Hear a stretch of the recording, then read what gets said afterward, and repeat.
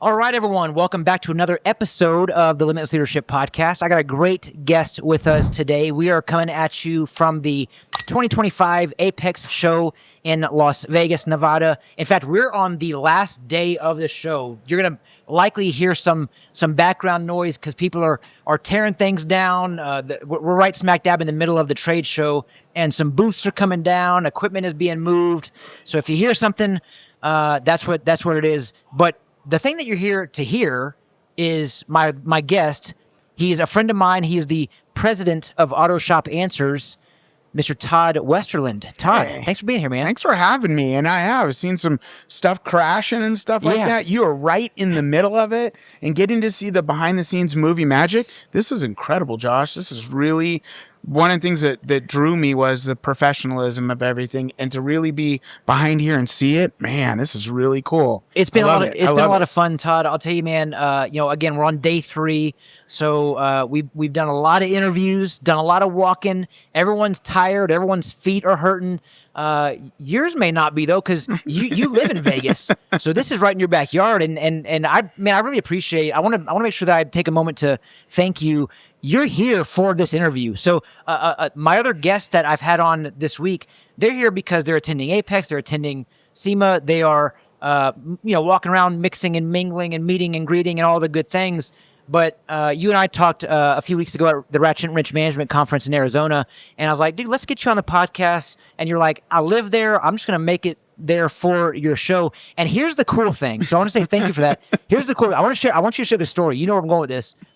Share with the audience how you got in today. Promotive believes great shops deserve great technicians, and they built a recruiting model designed specifically to deliver that. Their team understands today's technician landscape and the challenges shops face trying to hire in a tight labor market. Promotive manages the entire recruiting effort from start to finish. They source talent proactively, qualify candidates with intention, and maintain clear communication with both sides. Shops get a faster process, better alignment, and far fewer surprises. Shops rely on Promotive because they're not a job board or a software tool. They're real recruiting partners who show up and follow through. Their focus is on long-term success, not short-term transactions. To connect with them or begin your next search, visit gopromotive.com. Book a call, start a search, and see how Promotive helps build stronger teams. It's no secret in our industry that speed of service sells. As our world moves faster, instant gratification isn't a want, it's an expectation. It's proven that the faster you communicate with your guest after they hand over their keys, the higher your close ratio and ARO is. This critical window is called your golden hour. And let's be real, it's hard to achieve when you're buried in essential tasks. That's where Golden Hour Garage comes in. By partnering with their team of industry professionals across the U.S., you can truly own your golden hour. Golden Hour provides a virtual estimate building, extended warranty, fleet claim processing, loaner advisors, and hands-on partner support, so your team can focus on the guest experience and profit growth. Book a discovery call today. Limitless Leadership listeners receive 10% off their first 3 months. Well, the funny thing is, too, going back to you, is I went in and I kind of went up to the door and they said, sir, you can't get in. You got to go buy a badge. You got to do this. Or you're registered, all this stuff. And I was like, oh, man. So I went up and I said, listen, I'm on Josh Parnell's podcast in there. I've got to get in there. I need to get past that door right into there. If you could just walk me in, that would be fine. But, and they're like, oh, are you a speaker? And I said, yes, I'm a speaker. And they said, oh. And so one lady took half the story and the other lady took the other half of the story. And I saw them kind of lose the transition of it. Suddenly I have an escort going to the back because I'm this big speaker. Oh my gosh, I don't have my badge. I got to get back there, to Josh's podcast. And all these people are trying to help me and everything to get the badge printed out. I'm like, thank you guys. I want to go cruise around SEMA for, and Apex for about an hour and then head over there. But I just smiled. I was kind. I did have I really needed some help getting in. And that was something too, is you can get really far in life if you just say, I need help. Yeah. Absolutely right. It is, there is a couple great things I've gotten from some mentors along the way. I'll share a couple of them. One of them was that moment in life of asking for help. Yeah. It's a really hard thing to take on and be vulnerable with. And when I first learned how to ask for help. I mean, my dad was a hunter and he was a real, real rough guy. Yeah. And, he, asking for help would be weak. Yeah, It'd be kind of a thing. It's a misconception, right? It's a misconception. Like people think that asking for help is a sign of weakness. People think that vulnerability is a weakness. But you and I both know, Todd, it's okay to ask for help. In fact, it's a strength because you recognize I don't know all the things. I can benefit from someone else's wisdom and knowledge and experience. So my hope is that everyone recognizes, look, we can go fast alone, but we can go way further together. And you can't go far with people if you're not looking for help and providing help as well. Yeah, exactly. So I think you were saying kind of when we were talking Ratchet and Wrench, kind of what like how did I get here? And it's weird. I'm in a weird place because I don't feel old. Okay, there's an age I think everybody gets where you're old, but you don't feel old. Okay. And there's a point where you're old and maybe you also feel old. So I'm right in that range there. Yeah. I hit the 55. I'm coming up on 56. I actually got my hair cut before I came right to your podcast. I look good on the camera there.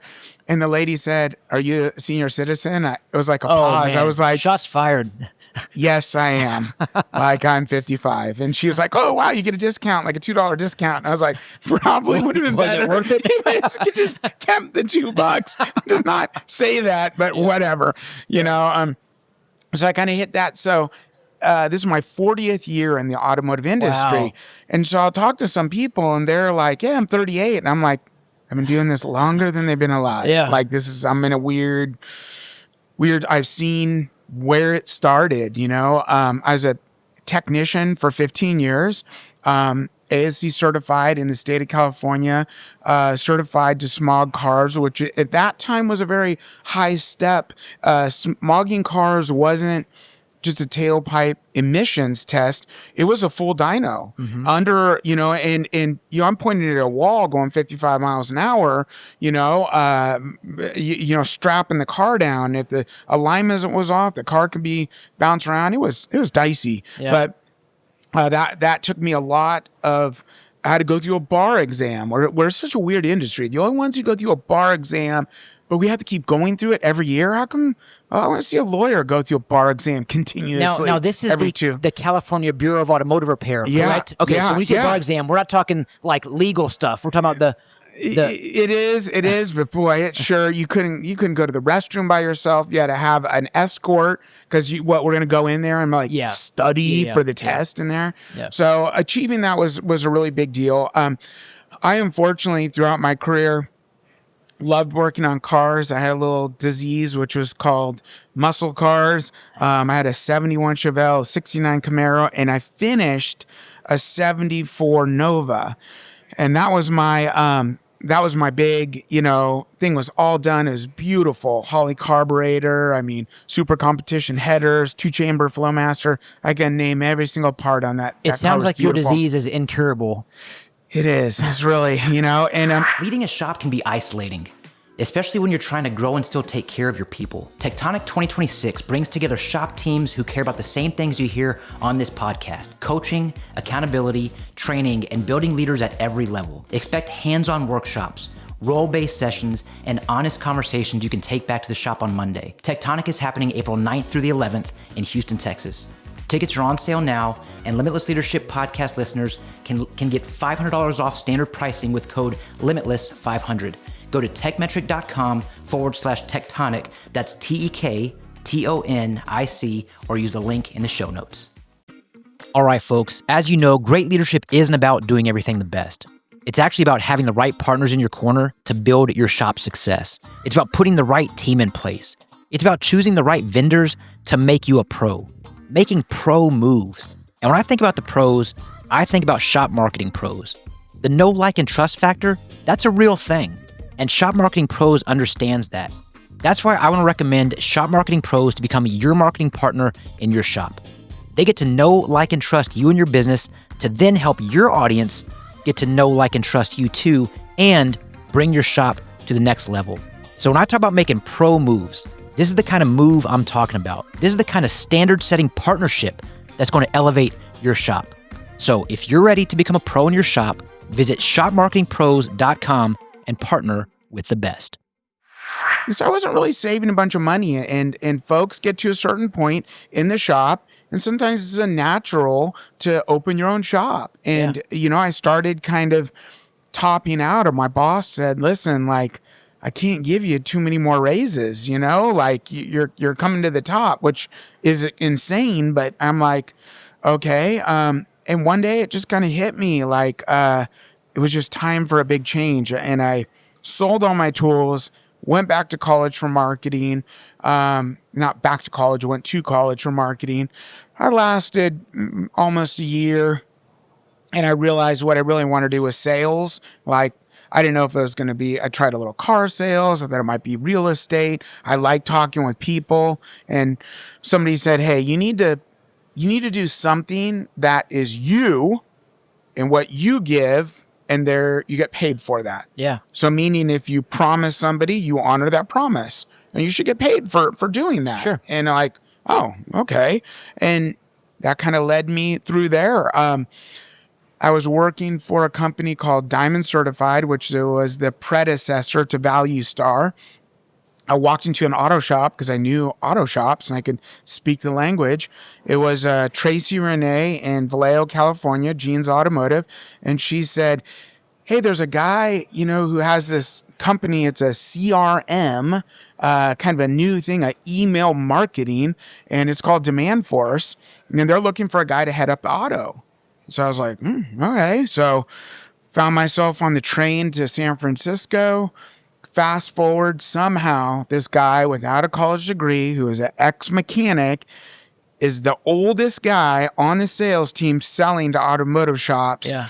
And then at one point, I was leading a team of 36 sales reps in the 12th floor at 4th and Market in San Francisco, wearing a suit every day, going in. All of that is weird because sometimes I kind of thought, there's a lot of moments there that I was lucky I knew to ask for help. I was like, I need help. I don't know how to do this. I don't know how to do these board presentations are terrifying. I mean, like, this is, you're a blue collar guy falling into a white collar environment. Very falling in, And sometimes I had a really good mentor. His name was Maurice Sterneman.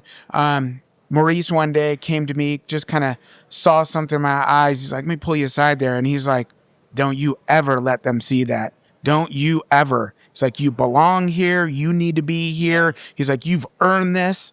He's like, I see that. You got that, like, I don't have a college degree and I'm not a white collar worker and this and that. You don't understand fraternities and all that stuff. Imposter syndrome, right? And so, so that was kind of, I was like, whoa. And eventually I moved up to his position. So it really worked out in a crazy kind of way. And from there, Demand Force sold for $638 million. Billion? Million. Okay, Sorry, million. Yep. Still a lot of money. Into it. Yeah, still a lot. And then from there, we went, I kind of went out into the industry, tried a couple things, and I stumbled across a company. Somebody gave me a call, said, why don't you take a look at this technology? What do you think? And I'm looking at it, and I go, wow, that technology would just tear through the industry. It was the first one of its kind that had the email marketing, direct mail marketing, and it was fully integrated to the website, and it was connected to the management system. So it really, if a call came in and it was a lead, it could track where that lead came from, and that was a Kukui platform. And so I asked the founder, Brian Wilmot, I said, what do you want to do with this, man? And I said, you could take this to market and dominate the whole industry. And he looked at me and he goes, do you want a job? And that, 7 years later, about 6 years later, Kukui sold, for $58 million. I was named the 2015 76th fastest growing company in the Inc. 5000. And, it's one of my things. I get to have a picture of it in the garage. My wife won't let me put it in the house. She's like, that's kind of ego-ish. And I'm like, I think we should put it in the living room. But no, she makes me stick it in the garage. But I I'm proud of it because, I had to beat out 4,900 other CEOs Yeah. to get in that spot. Yeah. And, that was a great thing. Now, Well, what is it? What is it? What are you talking about? Like, is the it? Inc. 5000 Oh, is... no. Sorry. I'm saying like, what is it hanging in your garage? Is it a framed? Yeah, Inc? it's fully Gotcha. framed. Okay, Yeah, cool. with I was on the cover of Ratchet and Wrench too, so that's in that same frame. Okay. Kind of thing. So yeah. So that's what it is. Yeah, cool. And she's like, you can't hang that in the house. I'm like, it's in leather. It's really nice. It really take a picture for you. So that is those things are all fun. But you got to really keep your head level and don't get too caught up in a lot of the stuff that goes on out there. And I really worked hard to do that, to not get, caught up. I had a lot of very humbling moments after that. Nobody wants to hire a successful CEO. Nobody wants you. Yeah. I mean, they want your book of business. They want you to come in and kind of sprinkle millions of dollar dust on stuff, but they have a CEO, are almost threatened by you. And I was very fortunate. I did a little pit stop at one company, kind of worked there for a little while. And then I did 2 years with Techmetric. I was so fortunate to get to work for Sunil directly with him and PJ, travel around with PJ. It was a really, really great experience. And, one day PJ kind of said to me, he said, man, sometimes I think your problem is you're just not in control. And I'm like, And one day I sat down with him and I said, hey, I wanted to let you know, like, I was walking in a trade show. I walked past Todd Hayes. Todd Hayes was just, I want you to come and run all my companies. And I turned to him and I said, man, like, it was that imposter syndrome. I was kind of like, I'm expensive. Like, I'm a lot to bring on, I got that ex-CEO thing going on. And Todd goes, I'll call you on Monday. You'll be working for me on Monday. And I was like, okay, this guy's pretty funny. I passed my wife in the hallway on Monday. I said, I'm going to go take a call from Todd Hayes. I've known him for 15 years. He's been calling me every year with these Kukui shops that just keep coming on board. I met him 15 years ago at a trade show for 20 minutes. I mean, the guy's just a crazy ball of energy. I'll see. And got on the phone with him, kind of told him what I wanted to do, how hard I like to work, like all those components. And he just said, okay. It was kind of an odd moment. I said, okay. And then I showed up, started working kind of at the end of the month there. He kind of walked in, looked around, said, great job. Yeah. Get some great people in class again. Okay, bye. Talk to you next month. And I was like, God didn't say a word to me for a month. Walks into class, looks. I'm not kidding. This happened 3 months. I had like no more than 5 minutes of conversation with Todd over the first 90 days we worked together. He walked in the third time, said, it looks pretty good. Yeah, great. Good job. Good job. Okay. You're now the president. And I was like, huh? And he was like, yeah, you run all the companies. You're going to do this. You're going to do that. And then we really started talking. Yeah. And then we started having some really great conversations. And he really had a lot of altering my mindset of the industry. I'm friends with every single coaching company there is. All these folks are just, I've spent years with them in some different fashion. And so there's some things that Todd really challenged me on, and I really had to kind of break it down, let myself be broken down, then kind of relearn. And then I started having all these aha moments. And as we look at Auto Shop Answers this month, I have 1, 2, 3 who've crossed 500,000 a month for their first time. One that has crossed 400,000 for the first time a month. And then I have one gentleman who crossed 200,000 for the first time this month also, or last month. We kind of require them at the end of the month there. So you'll see, I'll give out exactly those words. You'll be like, wait a minute, Todd and I did that podcast. I see 5, 5, 4, 2. Yeah. That's that. And honestly, Josh, that's what gets me up in the morning. And it's the thing that fires me up is that it's not about, oh, you did 500,000. That is not it. It is about watching these shop owners give back to their people, give back. That's, if I was, running a company with people that were just running around grabbing money, that's just not going to be me. That's not how I'm wired. And sometimes our Facebook persona out there sometimes can look like we're just, work 7 days and this and that. We're really, but we're always inviting people in to come in and just take a look. And they come and they go, this is not what I thought. This is all morally correct. You guys are all great people. This is all about love. This is all about how do we, if we can help more people, the byproduct is the numbers for the shop will go up. That's all. That's the only thing is if you help more people, that number will go up. And then if you're helping more people, are you helping your people? Because then it fires up your people. Yeah. So it's an ecosystem. It doesn't work without those things. Todd, let me ask you this, because what we know is that connection creates engagement, and engagement is what increases performance. And so that just like you just shared, performance is a byproduct of engagement. Yeah. And what you're sharing is these massive numbers that you're sharing. They're great. They're a byproduct of the people. But here's what I also hear you saying, because you're alluding to social media will paint a picture or tell someone something. And what I'm hearing you say, like, you're really speaking to the cynics and the critics of the people who see auto shop, and there's a lot of noise. Mike Allen said it best when he had, I think he was interviewing Perry's son, Joe Adams. And I want to say it was on that interview with Joe where he's like, Todd Hayes is the Donald Trump of the automotive repair industry. Let me ask you, what is it about the? Well, let me ask you this. Here's a straight up question. In terms of, can't the picture be painted in a way where people don't have a misconception about what you guys do? It can, but it has to do. It's a shared responsibility in the fact that the listener has to be open to listen. So there's a lot of folks in the cynics, they're unwilling to listen.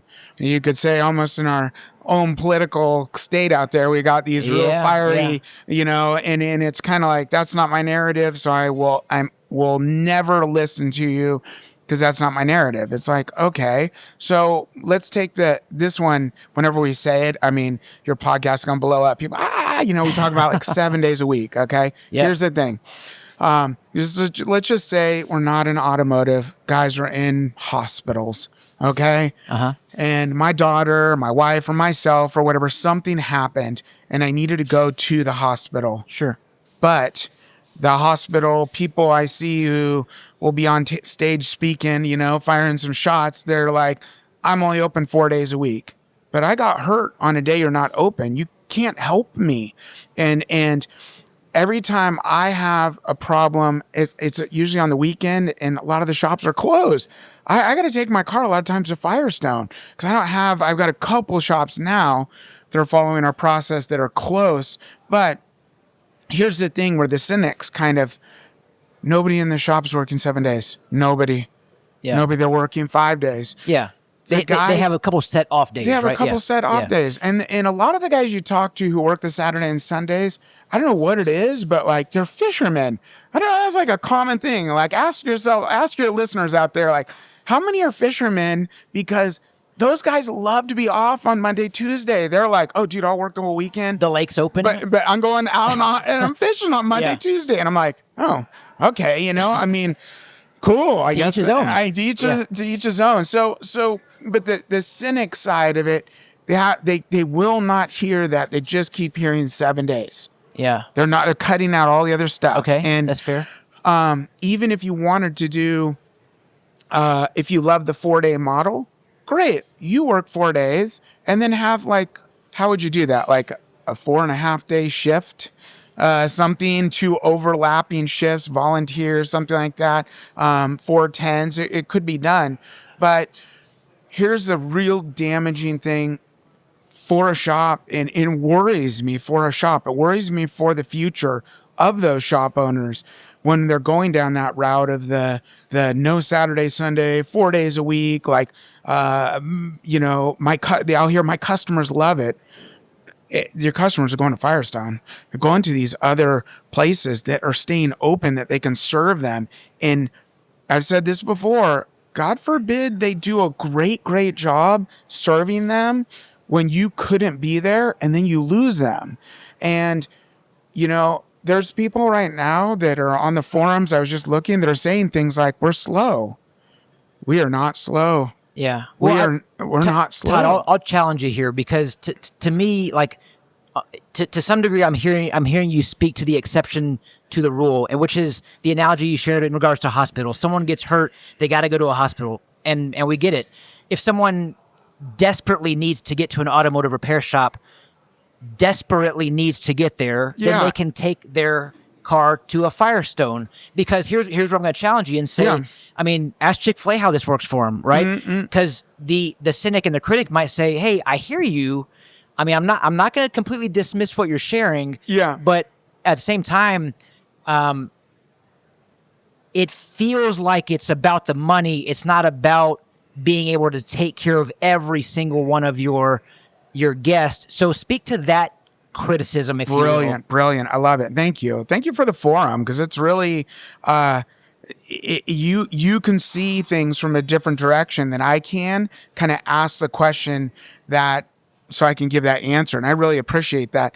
Well, and also, Todd, and thank you for that. Like, thank you for sharing that. I also want to give you the opportunity to speak to the people, because I mean, look, I'm one of the people on social media, and I see things and I hear things, and I gotta say, I love a lot of things that you guys do. Yeah. I love how much you guys value training. Yeah. You guys are a big training organization, and as a trainer myself, I know how important training is. Yeah. There are other things that I see, and I'm like, I don't know. I mean, I myself have my own beliefs or my own ideas, but we can disagree without being disagreeable. Absolutely. But help me understand what I'm not understanding. So imagine this. Take your wife. Her car is broken down. She's stressed, and she needs to get that car fixed. Okay, Yeah. and you're calling, and nobody can help you. Nobody. We've done this. We did it in class.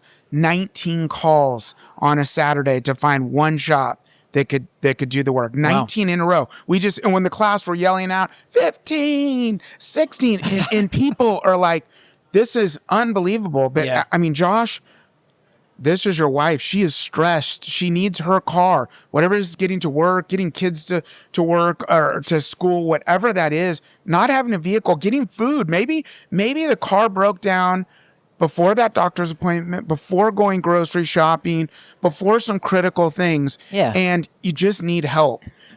Okay. When you go into Adams, as an example, use Adams Automotive or any of our shops, but right there, the level of hospitality and almost that open-armed caring of, here's a person that's hurt. And until you see that in the shop, it's not going to click. It will never click, most likely on Facebook, kind of thing, or with the cynics. But once you see it, I've helped your wife. She's like, I'm so stressed. Like, let's get you in a rental car. Let's get this. I'm going to take a look at it right now. I'm going to put it on a rack right now. Let's see what it is. If it's something we might be able to fix right away, but no matter what, you're all right. We're going to be able to help you with this. I've witnessed that over and over. And people are like, so thank you for being open. And at first I was like, really? Like, is it really that big of a deal? But it was a part in class that connected it up of them calling through and not being able to find somebody. Yeah. So I was kind of trying to use the hospital thing as like a big scary, like, oh my gosh, what if somebody needed help or something like that? Wouldn't that be pretty stressful? Sure. So obviously if your tire is blown out or you lost a tie rod end or something, I mean, I don't know. It all depends. Your AC goes out. It's not end of the world. Yeah. But so that part right there is I always seem in our position to be battling the cynics to kind of say, just give it a chance. Yeah. Now I will say this. This is a funny one. I'll admit it. Come on, I'll let's admit hear it on your show. I'll let it go out there, okay?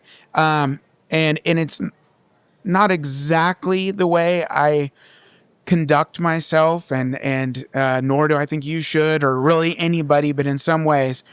So I take the negative folks who just in the middle of the day, they're working in their shop. It's somehow they have all this time to go on a forum, just write these paragraphs, and I'll write their name down. I have a pad of paper. And I'll keep writing down. And every This time makes me think of, what's that Adam Sandler movie where Steve Buscemi's in jail and he write, is it Happy Gilmore? No, not it's Billy Madison. I don't know. It's one of Billy those. Madison, I Yeah, don't know. very Anyway, but similar. Yeah, and so I'm putting a check, and I'm watching, and it's the same people. It's the same people. Yeah. And I'm looking how many are positive comments and how many are negative. Because if you can be objective, I think you can't just walk around blindly and everything's just positive. Sometimes there can be a little give and take and a little look into it.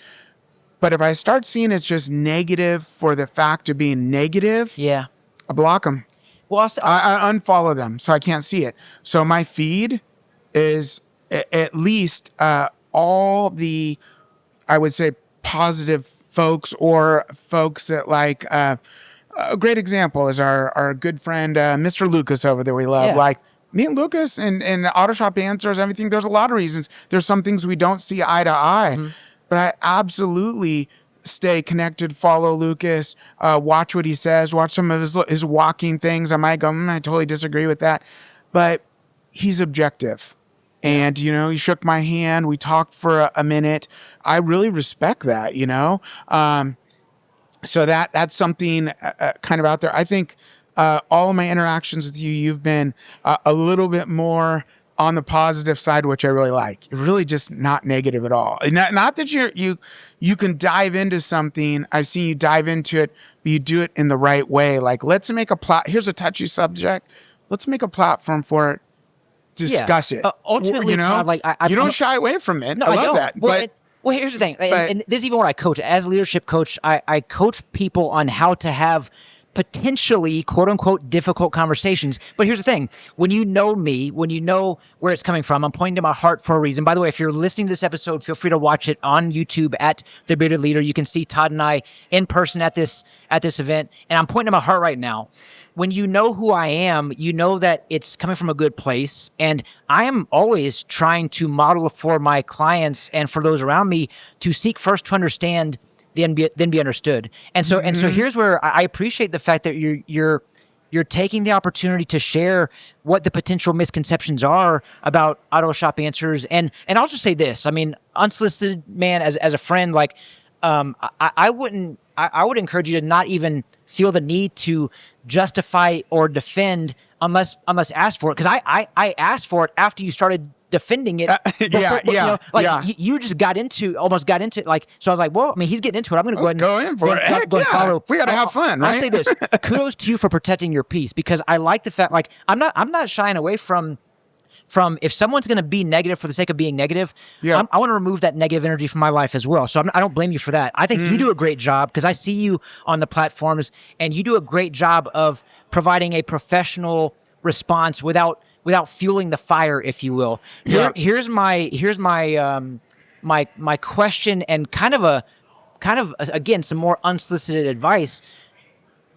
This is going to be good. Well, I'm feeling the anticipation is killing people. Like, dude, there's a change in the air. I was like, ooh. Dude, there are, like, you guys have folks who come into your trainings, which I'm gonna attend soon. I mean, it's right in my backyard. I'm in Houston. Yeah, cruise on over. You have folks who come in, and then they attend, and then they say, hey, yeah, it's not what we thought. So my question is, what can you do ahead of time to help people understand what it really is, instead of the perception that social media is giving off? Man, that is the best question I've been asked in a long time. I think I know the answer, and it's one of those things that naturally has just come up kind of within the company. So kind of what you're going to see is in certain places, you're going to see us withdraw and get quiet. Okay. And then you're going to see a $1 billion deal drop, and you're going to see a lot of people are going to continue on helping people. Okay. If you look at the people and you start meeting the people that are kind of part of that, you're gonna notice they're a lot like yourself. You're like, these are really great people. These are really good people. You guys Yeah, are great. yeah. I was pumped to have you on the show. Yeah, yeah, So, no, and that, so you'll see that. But I think we've reached a spot where it's time for kind of to be quiet. Okay. So there's a time to be loud. Gotcha. Kind of defend, attack, however you want to call it. There's a natural thing, and what you're gonna see is, like, I love it when I know Mr. My good mentor there, Mr. Hayes, will be listening to this. Mr. Todd Hayes, I love you, brother. Now I'm waiting for it with anticipation. Like, what's he gonna say? Yeah. He's gonna be good. You'll see on the out there, people will be like, man, I miss Todd Hayes telling us we're all lazy. I miss Todd Hayes, telling us 7 days a week you're a loser, that kind of stuff, like whatever kind of thing. You'll see that on some of the forums. And part of that, though, too, is like, I think he's kind of like, okay, I made my impact. I'm gonna go do work. Because at the end of the day, I think the thing that you're asking, I think the hard part of it is, and here's once you kind of see that, is that it's that I want to help all those people. I want to help the cynics. It's not about I don't want to call them easy, but called a buddy of mine. He came in, he waited almost 2 years before he visited, a year and 14 months. Good friend of mine, come on in. I don't know, man. I coach with such and such. I'm like, dude, please just come in. Yeah. He comes in, he's owned the business for 40 years. His family has 40 years. His biggest month was 91,000. Okay. He implemented 3 things from class. 90 days later, he broke 200,000. Wow. He gave me a call and was like, brother, you changed my family, my employees. It's life-changing. Yeah. Like, he wasn't saying like, thank you for all the money. He wasn't like, oh, we got it one up on the customers. No, he recently just posted, we're now open on Saturdays to help the community. I know that he does not work 6 days. He doesn't. Yeah. He works like 4 days. And somebody else works like 4 days. Like, they cover it. But he's there. And in his area, part of the reason that this happened is you're standing out in front of a shop looking around, and we can see 8 shops, and none of them are open on Saturday. Yeah. And here's that message, kind of to lean into the mic. God forbid he gives amazing customer service to all those people on Saturday. And he's slammed. Let me ask you this. And I don't want to ask a leading question, but I'm about to. Is your best day on Saturday? No. When is it? I feel it's right around the middle of the week. I'm not 100% sure. We have to ask Joe and Glenn, because it's about getting the vehicle in and getting it on the lot and helping them. It's not so much about the closing out of everybody every day. It's not about the money aspect of it. It's about the help aspect. What the byproduct of that is, you have this headway of all these folks that pick up their cars, and money happens from that. Okay. So Saturday and Sunday, if you and I were to open a shop right now, and you and I could just kind of say, trust me, we're going to do a little breakout. Okay. I got this guy and this guy. You and I don't have to be there, but we got a guy on Saturday and a guy on Sunday, and maybe a tech eventually, but they're there to check them in, and they're honest with the customer. Listen, I'm going to get your car in on Saturday, get all the information, start looking for the parts. I might be able to get it inspected today. I'm not going to be able to get it fixed, but by getting the vehicle in, getting you set up for with a rental car or one of our loaner cars, I've got you in, and I'll be able to start Monday on it. So I would be open every day, but I might have somebody who's just there to help, to calm your wife, as an example. Kind of like, hey, but be honest. Yeah, there's no full crew here working on cars, knocking it out. But I'm going to start calling around on parts right now, taking a look at what it is, get an inspection done. I'll call you in a little bit. Let's get you loaner car, rental car, how, what works best for you, or I can get you an Uber home, or take you home, talk about, oh, you have an extra car. Okay, let's work through your transportation and let me attack the anxiety. That's That's the thing. good, Todd. And I appreciate you sharing that. My question really about, is Saturday your best day? It's because, God forbid, you gave a great guest experience on a Wednesday and it's Saturday and something occurred. Yeah. Unless I'm in like a desperate, dire situation, I'm definitely going to be waiting to go see you guys on Monday, Tuesday, or Wednesday. Yeah. Right. Yeah. And by the way, I'm playing devil's advocate just because I do want to put things on the table. I want to put things on the table. Yeah. And I want there to be an opportunity for all of us to understand really what it is. Share with the audience what Auto Shop Answers is. Yeah. What your trainings look like. You guys are blowing up. Like, you guys are having, max classes I want to say you guys hit 100 attendees last month or 2 months ago. 153, and I actually sank the ship. I'm undershooting it. Okay, so I tried to do this, project it remotely. We had a VIP room. The internet was cutting out. I then had 22 people stand up and look at me. I said, follow me downstairs, and we crammed into the room. You saw some pictures of it. It is rough. There's so many people. And here's the crazy thing is they didn't care. There's a part of the scrappiness of it that they love. They love to, like, let's get in. Yeah. People are like, oh, I got a chair in the back. You're fine, Todd. Todd, like, don't stress. You're okay. We're fine. We're here. It's going to work out. You're modeling some leadership skills when you can pivot through the chaos. Right? Yeah. And so here's kind of what we do. The real quick, as far as how's our time? We're good. Keep rolling.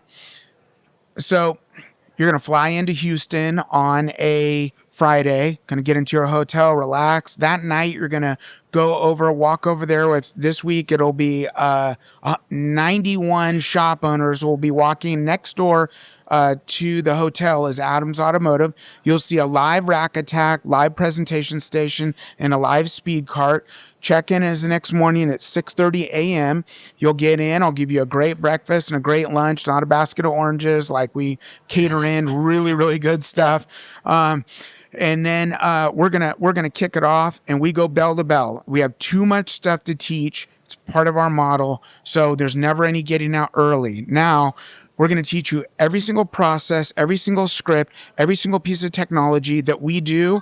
We just open up everything that we do right next door, and then they leave with a workbook, but it's not so much the workbook, it's the impact that gets them.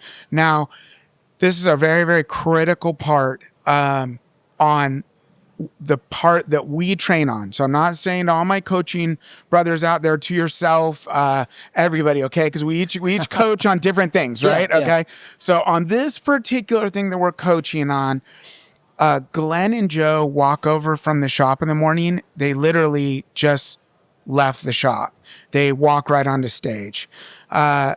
Dr. Dana right now, who does a lot of our training for people. He's training for Nicole and Kevin, all these amazing people. Dr. Dana is up in Boston right now with Charlie, and he literally put his gloves on and ripped tires off and dove into it. Okay. So it's important that, I was a technician for 15 years. I understand doing a brake job. I understand smashing my knuckles. You can see that usually on podcasts, there's not getting filmed. So, but that is where I slipped with the die grinder. That is oil that is in my knuckle that will be there forever. Wow. The only reason why we have bones, because if we didn't have bones, that would have cut right through my finger there. Wow. So I slipped on a exhaust pipe kind of thing. So, my hands are all scarred up all across the top. Yeah.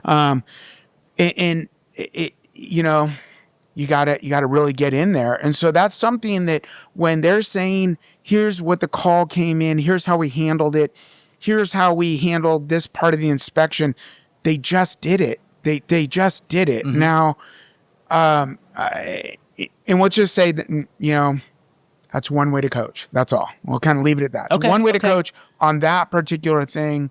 If we're talking about in the shop, that doesn't have anything to do with leadership per se, because there's leadership skills. I have a lot of friends who are like, hey, you teach some different stuff than us. I love what you're doing. I send my guys, but I teach leadership skills. You're teaching a process for that inspection of a vehicle. Operational performance. Exactly. Yeah. Okay. Yeah. Okay. We don't really talk we do have a new class that we're launching. It's parts of the accounting and fraud prevention class. That's the only one we dive into P&Ls a little bit. But Okay. Todd really is like, I don't want to dive into the P&Ls. The industry's does so much P&Ls. It's not really my space. If we're doing a process that works, like a P&L sometimes is kind of, we'll call it review of, hey, if you're exercising, eating well, and all this, there's going to be a byproduct. We can review that at the end, but if you're doing it, you're going to look great. I mean, Todd's lost like 100 pounds, and he's just Yes. he walked 10,000 steps today. Guys, he's setting an example for me and everybody. I cut out sugar out of my life, cut out alcohol. I got 10,000 steps already. It's I see great. the eye roll and the miserable, like, oh man, you want some of those cookies and cakes, right? No, dead. Those are gone. Oh. They're gone. My wife brought home churros the other day, and I was like, get those out. I can't know. All right, so going back to the training for a second. So Yes, it's a 2-day event, bell to bell. 2-day right? event. Yep. Okay. There is a Friday class that I cycle out every month. So we have accounting and fraud prevention, the now hiring class, AIX, which is a full day of deep dive into the AI technology that we use. So we touch on it in class Saturday, Sunday, but the AIX is deep dive into it. So that'll be this coming week. And then we also now have an EQ class or leadership class that Dr. Dana teaches, kind of something new. We had a lot of people raise hands and say, we need a little leadership stuff. Oh, so you're saying people in the industry appreciate leadership? They love what you're doing. Okay, all They right. love what you're like doing. that. They need what you're doing. Yeah, Okay. yeah. The first time I saw a picture of you kind of in your element right there, I said, this guy's going to go far. I told you that. I told you that Thank you, because I man. knew. I was like, you are what they need. They need that leadership part. And it's almost like where we can work together is you could work with somebody and say, listen, you cynic, chill. Just go take a look. Yeah. Just go take a look. Yeah. Breathe. If there's 3 things you could use, great. If Sure. there's 99 you can't use, that's okay. But come back to me and then we're going to discuss it, put it on a platform, take a look at it, see it. I think that would be, I'd love that. And look, there's always something we can take away from somebody or something, right? So I think I like the fact that we're talking about this. We are talking about leadership. This is a leadership podcast. Mm-hmm. I'll ask you, Todd, what does leadership mean to you? That's it's a great question. The first word that came to mind, and it really is, it goes back to integrity.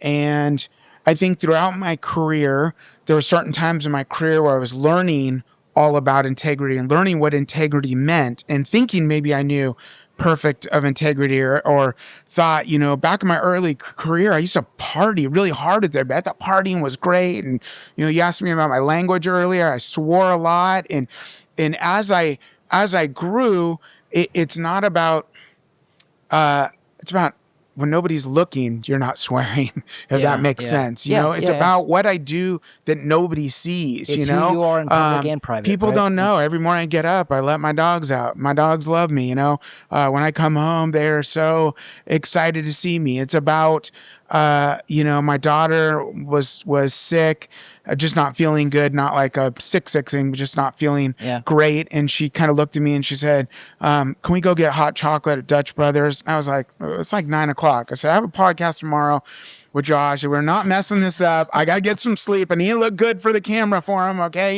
You're looking sharp, man. You're looking sharp. But I said no. And I was kind of sitting there for a minute, and her mom's in New York right now, seeing the new grandbaby. And I kind of looked and I said, do you want to go to the hot chocolate? And she goes, yes. And I said, okay, let's go. I'll drive you over there. And I mean, it's those things that are really, really important, So I think the most important thing is that you're doing what you do, what nobody sees is going to come out with what they do see. That's good. So, That's strong. You may think you're doing some things, you're hiding it or whatever. It's like, no, man, I can see it. We can see it. Yeah. You can see it in people. That's right. Very good. So, Todd, as we begin to wrap up, I am going to ask another question. This is the second question I ask every guest on every episode, which is, what is the best advice that you've ever received from a coach or a mentor? You know, I never said this. I'm going to give one of my biggest secrets to success right here, right now. Okay. Hearing it live, folks. You're hearing it live. Come on. This is What you got for us? It's big. And it came kind of from two coaches, but it developed into one kind of thing. So if you're in a fight, let's say you're in a fight, let's say you want to be the best shop in your area. Okay. There's shops that in my area where I was a mechanic, there's guys I love, absolutely amazing shops up and down the street. So it's kind of hard to say you're in a fight in that area. But let's just say in my career, I've had some software companies. I'm up against competing softwares, kind of all those things. So you might be also up against yourself too. That's kind of the final level there. But good point. In this piece of advice is, you need to go down the street and take a look at the shops and see what time every single one opens. And you have to be there before all of them. You have to then see when they all close. And you have to be there later than all of them. And the third component is you have to want it more than them. So, Josh, in just a big handshaking moment for you, because they can see it, you're the last one here. That's right. They're all gone. Yeah. I watch them all pack up all around you. You're the last one standing. I don't know if you're here first, but I'll tell you what, you were here last and you want it more. So that is my, in Demand Force, I found out who my competitor was and I got up before them. I stayed later than them and I wanted it more. At Kukui, same thing. Yeah. My competitors in this space, I'm up before them.